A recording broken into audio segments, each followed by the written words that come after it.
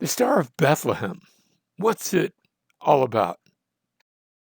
You know the story. Matthew chapter 2 starts off, now after Jesus was born in Bethlehem of Judea in the days of Herod the king, and of course that you're starting the story halfway into it. The announcement of the birth of Jesus had been given in the previous chapter. And as our story picks up, he's already been born. But notice, behold, Magi from the east arrived in Jerusalem, saying, "Where is he who has been born King of the Jews? For we saw his star in the east and have come to worship him." The question I want to look at is, first of all, who are the Magi? Where did they come from? And what is this star all about? Now, the Magi, if remember, you're told there in Matthew chapter 2 that they're coming from the east. So if you look at Israel and you just look to the east, some of the places that you see, you have Mesopotamia, the place where Babylon had been. But Babylon was sort of past tense by the days of Jesus. And if you go a little further to the east, you had the kingdom of Parthia. In fact, they controlled Mesopotamia in that day. The Parthians were sort of the traditional enemies of the Roman Empire, had been quite a bit of conflict already at this time. And then a bit south of that, you had Arabia. But who were these Magi? We actually know from some early writings that among one group of the Magi were from Parthia, where they were a caste of sort of royal kingmakers. That is, they were a priestly caste that would be used to actually crown the Parthian king. Were these the Magi who were now coming to Israel, coming to Jerusalem, looking for the King of the Jews? We don't know, so we don't want to make any assumption.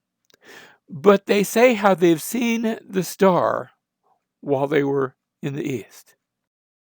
And of course, we're not told that much about the star, and speculations have run rampant. Some have suggested that maybe it was a comet. After all, it both guides them, and later on, it stands over the place where the child was born, the place in Bethlehem.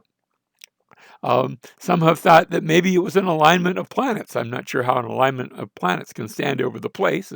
Maybe just in the course of, how the sun will start in the east and then go overhead. And we know it's really the Earth that's turning. And I suppose an alignment could be doing the same thing. A star could be moving through the heavens in the middle of the night.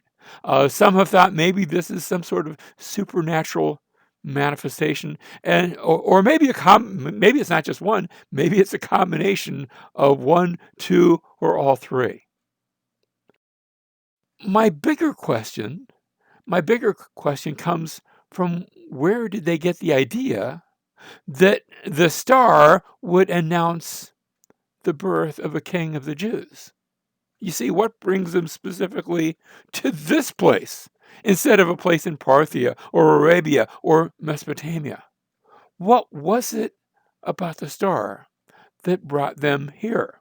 And of course, they don't. They haven't read the Bible, because when they get to Jerusalem, they're going to ask, and Herod's going to consult with some of the scribes, and he's going to say, "Where's Messiah supposed to be born?" And they're going to tell him, in Bethlehem, there's a prophecy in Micah chapter 5:2 that out of you, Bethlehem, will come forth the one who is to be from of old, from of everlasting.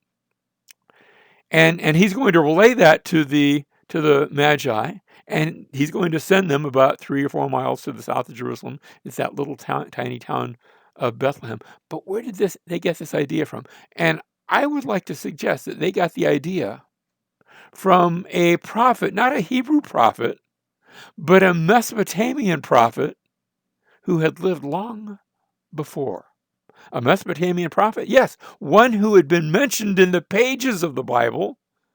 But these Magi, even though they don't have the words of the Bible, maybe they remembered the words of one of their much earlier prophets.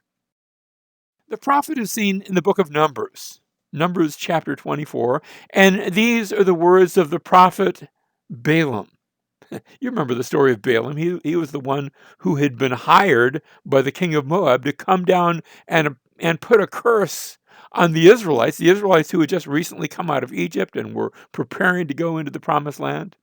The prophecy of Balaam, it's actually given in a number of parts. This is right at the end of the prophecy, where Balaam says, the oracle of him who hears the words of God and knows the knowledge of the Most High, who sees the vision of the Almighty falling down, yet having his eyes uncovered. And Balaam had actually done some falling earlier in the story. Balaam was the prophet for hire. I like to call him the prophet for profit, who had been hired to come down and put a curse upon the Israelites.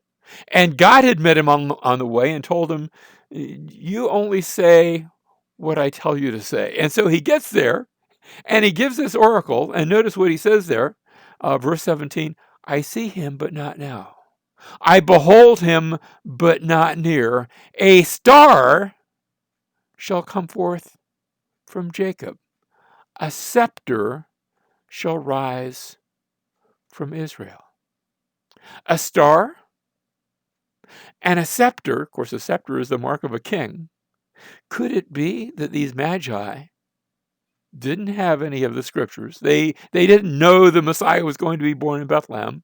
They didn't know much, but they had this story of a prophet who had spoken of a star and a king, and now they come looking for more. And when they do, they find the King of the Jews, a little child in Bethlehem, whose coming has been announced by a star.